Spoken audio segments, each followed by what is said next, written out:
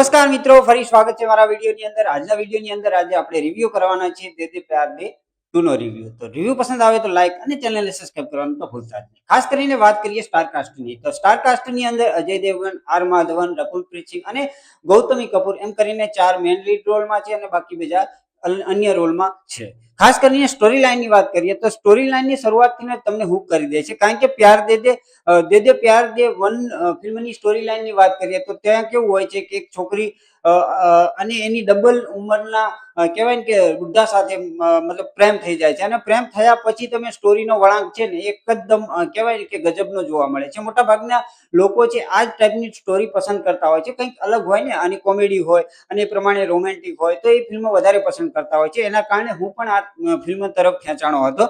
ફિલ્મની story line એવી હોય છે કે જ્યારે પ્રેમ થાય છે પછી પહેલા શરૂઆતમાં શું થાય છે કે જે અજય દેવગન છે એની વાઈફ અને એના બાળકોને મતલબ એના ફેમિલીને મનાવવાની કોશિશ કરે છે.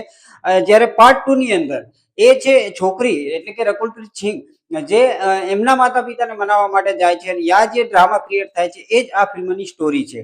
ફિલ્મની સ્ટોરી સારી છે. શરૂઆતથી જ તમને હુક કરી દે છે. શરૂઆતમાં તમને કોમેડી લાગે છે, પછી કહેવાય કે થોડુંક ટાઈપનું ડ્રામેટિક ડ્રામા વધી જાય છે અને ધીરે ધીરે કઈ રીતે સ્ટોરીમાં ચેન્જીસ આવે છે એ બધું જોવાની ખાસ કરીને વધારે મજા આવે છે. જ્યારે આ પ્રેમ થાય છે ત્યારે લગ્નની વાત આવે છે તે પછી શું થાય છે કે મળાવવા માટે જાય છે ને મળાવવા ગયા પછી એ જે રકુલપ્રીત સિંહ છે એના જે પુરાના ફ્રેન્ડ્સ મતલબ જૂનો દોસ્ત હોય છે એની સાથે પ્રેમમાં પડી જાય છે.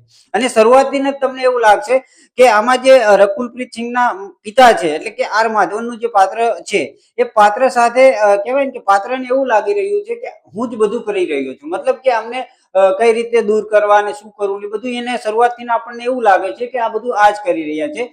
પણ શરૂઆતના ઠીક છે, પણ એન્ડ જેમ જેમ જાય છે ત્યારે એન્ડની અંદર તમને ખબર પડે છે કે આખું વસ્તુ જ અલગ હોય છે અને જે કરવાવાળું હોય જ અલગ હોય છે.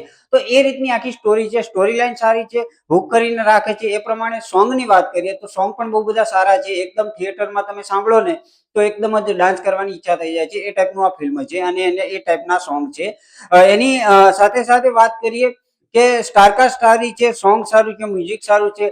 પછી પ્લોટની વાત કરીએ, પ્લોટ સારો છે. એ પ્રમાણે લોકેશન બધા સારા સારા ઉમેરવામાં આવ્યા છે અને દરેક વસ્તુમાં સારું છે. કહેવાય ને કે ફિલ્મની સ્ટોરી બધું સારું છે. પણ ફિલ્મ ખાસ કરીને જોવા જતા એક જ વખત સારી લાગે છે. પછી બીજી વખત આની આ ટાઈપની સ્ટોરી એક વખત કહેવાય ને કે મગજમાં જે છપાઈ ગયું હોય છે પહેલી જ ઇમ્પ્રેશનમાં એ જ આ ફિલ્મની અંદર બીજી વખત જોવાની ઈચ્છા થતી નથી. એ ટાઈપનું આ ફિલ્મ છે. તો ફિલ્મ એક વખત જરૂર જોવી જોઈએ. ખાસ કરીને મારું આ રિવ્યુ તમને પસંદ આવ્યું કે નહીં એ કમેન્ટ કરીને જરૂર જણાવજો. સાથે સાથે તમારા કોઈ મંતવ્ય હોય કઈ ફિલ્મનું રિવ્યુ કરવાનું એ કમેન્ટ કરીને મને કહી શકો છો. વિડીયો પસંદ આવે તો લાઈક અને ચેનલને સબસ્ક્રાઇબ કરવાનું ભૂલતા નહીં. તો મળીએ છીએ આવતા રિવ્યુની અંદર. ત્યાં સુધી જય માતાજી.